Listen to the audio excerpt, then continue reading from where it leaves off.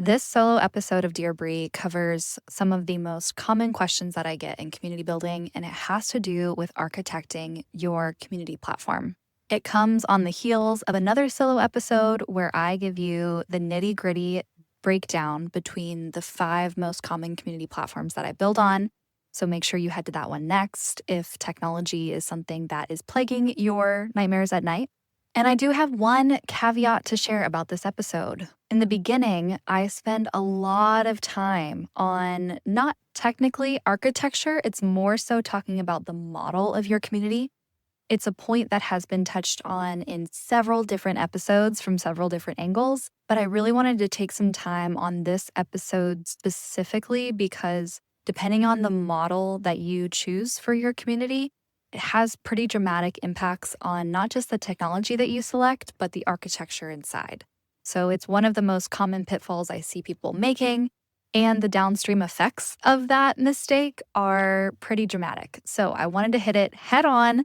We spend a lot of time talking about the free versus paid versus freemium model, but make sure you stick around all the way to the end because I talk about something that I've noticed all-star community builders start thinking about right from the very beginning, and that is leadership development in their communities. So stay tuned to the end to hear those thoughts, and there are a couple follow-up episodes that I will mention in this episode that are great to follow your own rabbit trail through the other Dear Bree episodes. Enjoy! Welcome to Dear Bree, an advice column for community conundrums, fiascos, and drama. This season of Dear Bree is sponsored by our friends over at Heartbeat. Heartbeat is an all-in-one community platform, and it's the one I chose to host my own community. Your members can finally have events, conversation, content, and even courses in one distraction-free, intimate, customized home. I chose Heartbeat for 3 reasons. First, Heartbeat is unparalleled in their events management features. Events are a core part of my community architecture, and their features make my life so much easier. Second is segmentation. It's super easy to break my community into smaller, more niche subgroups and create a more customized experience for that group in Heartbeat. And finally, their courses. Being able to host my educational materials and learning journey in a community-first platform makes my community that much more valuable and retention that much stickier. I'm an affiliate with Heartbeat, which means when you sign up through my link in the show notes, I get paid a small amount at no extra charge to you. Thank you for supporting my work in that way. And finally, I usually record this podcast from Hawaii Island, so a special thank you to the Kanaka Maoli people on whose land I currently reside. Thank you so much for joining me for another solo episode. Today, our letter comes from a community creator who's looking for some tips to set up their community platform. Let's get started. Dear Bree, I'm in the early stages of setting up an all-in-one community platform, and I would love your take on best practices. A little context, my community is called The Curious Table. It's a space for home cooks and food enthusiasts who want to explore new techniques, share their culinary experiments, and build genuine connections over their love of cooking. We plan to offer a paid membership that includes monthly live cook-alongs, a recipe swap forum, and spaces for members to post their kitchen wins and flops. I've been researching platforms that bundle everything, events, content, messaging, even courses down the road, but honestly, it's starting to feel a little like a maze. What are some of your best practices for hard-won lessons for choosing the right platform, structuring the space so it feels easy to navigate and not overwhelming, and onboarding members so they actually use what's there? I really want to set this up right from the start so our members feel welcomed, supported, and excited to participate, not lost or intimidated by too many features. Any wisdom you share would be so appreciated. Signed, Hungry for Good Advice. All right, Hungry, I have a lot of things to share about this. In this video, we're going to talk about 3 of the most common pitfalls I see people make when setting up their all-in-one community platform. Now, the first mistake I see is super common. Almost every person, every client member that I work with at some point has been enticed by what we call the freemium model. This is where the funnel for your community is incorporated and baked into your community. You have a free section of the community where members are able to get a taste, but then mostly be enticed to join the paid version of your community. This is a very enticing model because we think it's going to require less effort. We think we can host our funnel and our product all in the same space and that they will feed each other for us. However, in application, this could not be farther from the truth. And I'm going to tell you how it really breaks down. But first, let me start with a little bit of context. In the community space, we are where Android and iPhone apps were about 10 years ago. So if you remember 10 years ago, when you went to download an app, if that app asked you to pay, it was like laughable and insulting. Like, what? How dare you ask me to pay for something that I'm receiving? And so apps really had no option other than to introduce a freemium model where you had a free limited version of the app that then if you paid, you could get the upgraded premium features. Now, that worked and works well in technology, especially during that time when there was so much entitlement and skepticism around apps. Now, I dare you to go into your app subscriptions and see how many apps you've forgotten about that you signed up for. Now it's super common for us to pay for apps. And that's because slowly over time, we realized, oh, I can either only get a free version of this and it's clunky and filled with ads, or I can pay a little bit to know that I'm getting the right quality of information and service from this app. Communities have undergone a similar transition where we're coming from the world of free Facebook groups. In people's minds, communities are free. So we often think that our audience isn't ready to recognize the value of the community we've created. Now, I've been doing this for a long time, and I'm really pleased to tell you that this has changed significantly. So, number one, before you make the assumption that your audience is not ready to pay for a community, I would ask them what communities they are paying for today.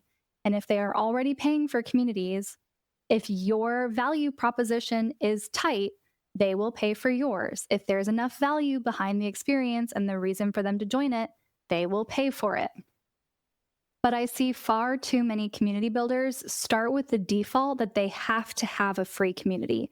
And that's just not true anymore. In fact, I know several cases where people have told me that whenever they encounter a free community, they're immediately skeptical and not interested in joining for the very same reason that we're not interested in downloading a million free apps on our phone anymore. Because we know that if it's free, it's either not going to be as high of a quality or I'm going to become the product. So that's not necessarily a good reason to definitely charge for your community, but it's a really good reason for you to not default to a free community. The other reason it's not a great idea to have a free tier and then a paid tier in your community is because people assume that by the nature of free members being able to see what's happening for their paid members, that's automatically going to entice their members. But the nature of community is that it's really full, and honestly, when it's done well, it's overwhelming. So when you subject your free members to glimpses of all of the things happening in the paid community, rather than being able to isolate that free member with the one program or event or element of your paid community that would be most enticing to them, you're just barraging them with a little bit of all of the information, which is not very effective. And unfortunately, community platforms are great at what they do, which is managing your community. But when you start to put people who are not your community, they're not opting in as a participant, they're just here to get a taste and test some things out and see what they like. Now we've created this really blurry line between audience and community. Are they just here to like consume content, take a little taster and leave? Or are they here to like actually be a participant and to show up and to give? You've now blurred the line of those roles. And in doing so, you've hindered your free members' ability to get value from your free community. It's an unfortunate reality of our society that we tend to value what we put our money behind.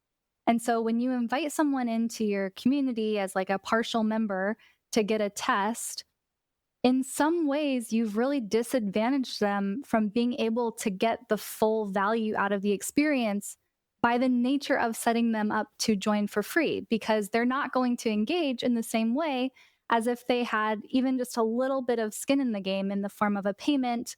Or sometimes, if you're not doing a payment, you could also do like a scholarship program. There's ways to make your community accessible, even if you have a payment structure behind it. Ali Ball actually nailed this in her episode, and that's a great episode to follow up with after this one. If you're curious to hear more about this dynamic between free and paid, Ali talked about how when she tested a free Facebook group that led to her paid community, Ali Ball actually painted the perfect picture of what really happens when you create a free community that leads to your paid community. It's a great episode. If you haven't listened to it yet, definitely add it to your list after this one. But when your free community is working really well, it's really full, it's really vibrant. People ask a question and it's answered immediately. Really, they never hit the edge or the good reason to tip into your paid community because your free community is working so well. Conversely, when your free community isn't working well, when conversation isn't vibrant, when it's kind of like a ghost town and it's a little bit dead, people don't have a good reason to go join your paid community. They're like, well, this isn't that great. Why would I pay a little bit more money to get more of this? So it's just a weird dynamic to say, like, our free conversation is here, and then our even better conversation is over here, because if it's working, it's probably working too well. And if it's not working, there's no reason for them to pay to get more of it. There are literally so many angles that I can approach this problem from, and I'm trying to give you just like a snapshot of each of them because this is probably one of the most tired conversations in the community space that I've had. And I hope you receive this as a gift because I've seen and had to help far too many communities recover from this really, ultimately, I think it's just a really lazy model for your community. I think it's people trying to hit the marketing bird and the community bird with one stone when really, like, you need a marketing and sales strategy. You need a funnel that leads to your community.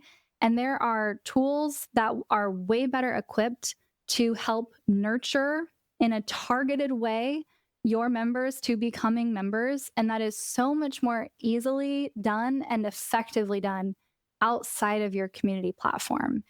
Even community platforms like Circle, which have the marketing hub and this enticing promise of being able to put all of your email marketing and your community all in one place. While it's not untrue, Circle and all-in-one community platforms that incorporate email marketing, they're best at emailing the people who are already signed on and committed as members of your community.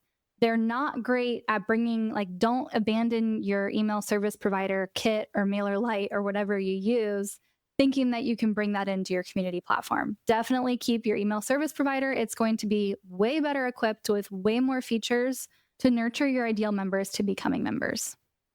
One other angle of this, and then I'll start moving on to platform architecture, but this is just like such a big one when it comes down to the model of the community.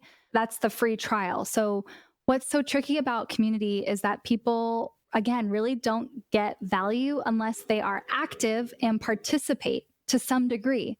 And what's even trickier is if someone decides not to participate, if Jared decides not to show up to any of the calls, the effects aren't just on Jared's experience, but now it affects everyone else because we don't get to hear Jared's brilliance. In my episode with Diana Davis, she talks about the fiasco of the 2-week trial, also a great follow-up to this episode, and having this sense of people just like dipping in to like take the free snacks and lick the pretzels and then dipping out, and how that created just the worst vibe in her community. It took away from the experience of her best members, the ones who were ready to show up to do the work. And who do you want to be attracting? Is it the people who come in, lick their hands, like pull a scoop of free snacks and jet out? Or is it the people who come and are willing to give, are willing to participate, are willing to support others? So what I've found is that the freemium model is often like we're enticed by it because we think we're going to get more people in. We think we're going to have like bigger, more impressive numbers in our community. But really, all it does is lines you up for a really difficult engagement journey from then on out. This podcast is sponsored by Ember Consulting, where I'm the founder and head community creator. At Ember, we help people who are familiar with running their business on content, coaching, or consulting become community powered. As you hear in this podcast, creating a community is really tough and managing it can be even harder. So don't do it alone. Whether you're looking to launch a new community or pivot your strategy, our one-on-one consulting helps you skip the learning curve and do it right the first time. And when you're ready to belong to a space just for community creators learning, testing, and growing their communities together, check out the Ember community. Now, back to the episode. One other thing I want to touch on, because I think it's actually really important to call in, and that is an insidious belief that I see spreading that it's morally wrong to charge for community building because you're profiting off of the loneliness epidemic. And while I am the first one to tell you that I hate the transactional nature of our society just as much as the next person, this is a constraint that we have to deal with. It's not going to be fixed anytime soon. And if Facebook has taught us anything, it's that if you are getting value from a business, you are either consciously paying for it or you are unconsciously becoming the product. This belief irks me so much because we don't look at doctors and say that they're morally wrong for profiting off of illness. We don't look at conflict mediators and say that they're wrong for profiting off of war and conflict. And in the same way, community builders, in being paid for the time and the energy that they're expending, just because it's also helping solve a very real problem of loneliness in our society, doesn't mean that you should not be paid. You absolutely should be paid for your time and effort. And I would go so far as to say, when your members aren't being charged, in a lot of ways, you might not be setting them up for success to be the best participant in your community anyways. So the TLDR is this: charge for what you are worth and charge for what your community is worth. Don't try to do more than one thing at a time by turning your community into both the product and the funnel for the community as the product with the freemium model. There are way more effective methods, and freemium is not one of them. Now, let's get into the nitty-gritty of the architecture. So I'm going to be speaking specifically to a simple paid community model. You might have different tiers. You might have that, your first tier gets the whole community package and the premium tier gets like one-on-one coaching. Now, let's move into some of the common pitfalls that I see people make when architecting their community spaces, channels, feeds. Depending on which platform you're using, they use different vernacular. Let's get into it. One of the most common things I see, and I'm going to blame Slack for it, is we love to create different channels and different spaces for all of the different topics that someone might someday possibly think about wanting to post in our community. I blame Slack because Slack is a conversation tool. It's entirely conversation centric. Their entire goal is to sort conversation. That's like why we have all the channels the way that we do. In all-in-one community platforms, there's more complexity layered over your community architecture. We not only have conversation, but we also have content and we have events. Within content, we might have courses, we might have libraries of past event recordings or resources that have been shared. So you're just holding a greater amount of information, and the information organization should be different than something like Slack, which is only holding your channels. Now, I get why people do this. And it's because your channels or your spaces, usually in the all-in-one community platforms, you'll have a left-hand sidebar. That left-hand sidebar is your oceanfront real estate for communicating to your members what happens here in your community. And we want to use it very wisely. Now, people tend to think, oh, well, what happens here is we talk about motherhood and business. We talk about finance. We talk about, and they just end up thinking that all that happens in their community is all of these different discussion channels. And what I work with my clients and my members to understand is to reframe how we are thinking about those channels, and then especially the names of the channels, less around the topics of discussion and more around the actions that your members are taking. I'll give you an example. Instead of wins as a channel, so this is where we post all of our topics for our wins, tweaking it so your channel is named Share a Win. This moves the focus of your channel from a topic to an action, sharing a win, rather than one of the things that happens here is we post about our wins. This is such a tiny shift, but it's actually a profound energetic change when you look at the community layout as a whole. The next thing with channels and spaces is that people start segmenting them into smaller groups way too early. You want to think about your channels and your spaces like you would a physical space. So if you have any experience planning events professionally, you're going to know exactly what I'm talking about. You're not going to invite a group of 12 people into a football stadium. In the same way, you're not going to invite 2,000 people into an intimate coffee shop. So your spaces and the number of spaces, and especially the number of channels and different topics or identities, should reflect the number of people in your community. So if you're just getting started and you have around 25 members, you really only should have one discussion space because you want all of the conversation to go into that space. You don't want to expand it to and break out a different type of space until that first one feels like bursting at the seams. Okay. In events, it's always better to have the venue be at capacity than to size up to a bigger venue and only have it at half capacity. So we're playing with the design and we're playing with the energy of your online community, which can feel a little trippy because it's all virtual, but the same mechanics that we use in person experience design apply to the online spaces. The other reason this shoots you in the foot in the beginning is because you make it less obvious where to post. So when you have a lot of different topics, or like this channel is for moms, and then this channel is for pet owners, and then in this channel we're talking about AI, you're like, you're going to post your dog meme about AI, but you're like, do I post it in the AI channel or do I post it in the dog parent channel? The second that somebody has had to ask, where should I post this? If it isn't immediately obvious, like dead center, so obvious. If it is not obvious, you have failed. You have failed. You have introduced friction. Now they're second guessing, like, this is too much. I'm just not going to post it.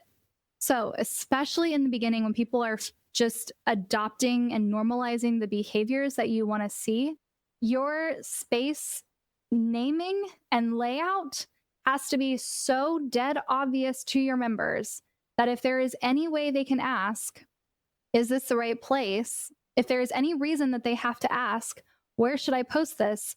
You've failed already. So pay attention for yourself. And I've totally made this mistake. We launched a community for a client and I was on their like kickoff call and they were trying to ask their members to like go into a certain space to post. And they were like, Bree, actually, which space do you think we should post in?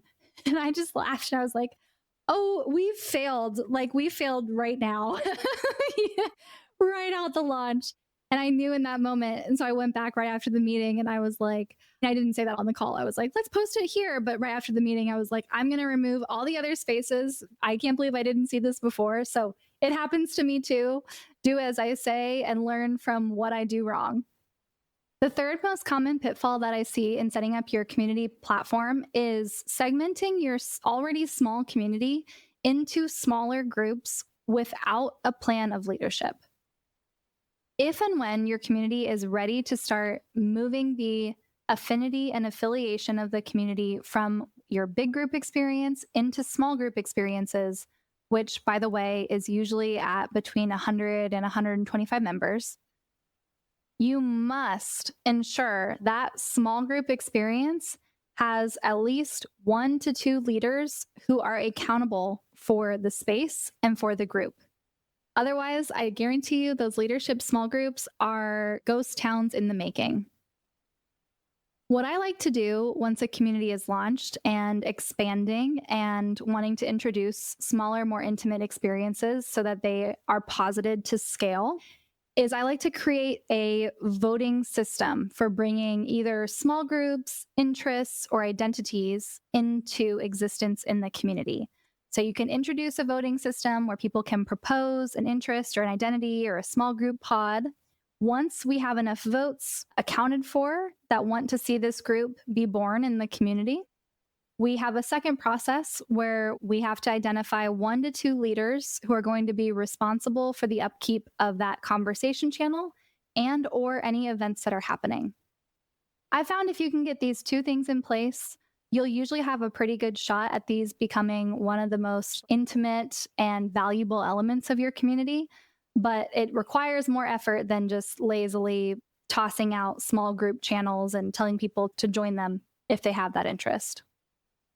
So to wrap up my advice for our dear letter writer, hungry for good advice, the first one is get really clear on your model. And I have extra cautions around creating a free leading to a paid tier model in your community. If you want more resources on the type of community that's right for you and for your business, check out my 4 types of communities free masterclass. It will walk you through the 4 different types, the strengths, and the challenges that you're signing up with for each. Secondly, when you're architecting the channels and the spaces on the side of your community, keep it simple. Keep in mind the number and the volume of members that you're bringing in, and make sure that you are matching the number of spaces so that you're not either cramming a million people into a few tiny spaces, or you're not inviting a very few people into a million different spaces. So make sure that you match that. Pay attention to the oceanfront real estate in your community, that left-hand sidebar. Make the titles of those spaces as actionable as you can. And finally, when you are ready to segment your community into smaller, more intimate groups, make sure that you have a leadership and accountability structure in place first. Thanks so much for joining me on this episode. And if you want the nitty-gritty behind my favorite all-in-one platforms and some of the ones that I caution against, make sure that you watch part 1. And if you are just getting started with community building from scratch, I highly recommend checking out my email drip series with 4 foundational strategies for beginning building. Thanks so much, and see you all next time. Thank you so much for sharing some space with me on this episode. Please like and review wherever you find your podcasts. To submit your own community conundrum, fiasco, or other drama, go to the link in the show notes. Aloha, and catch you next time.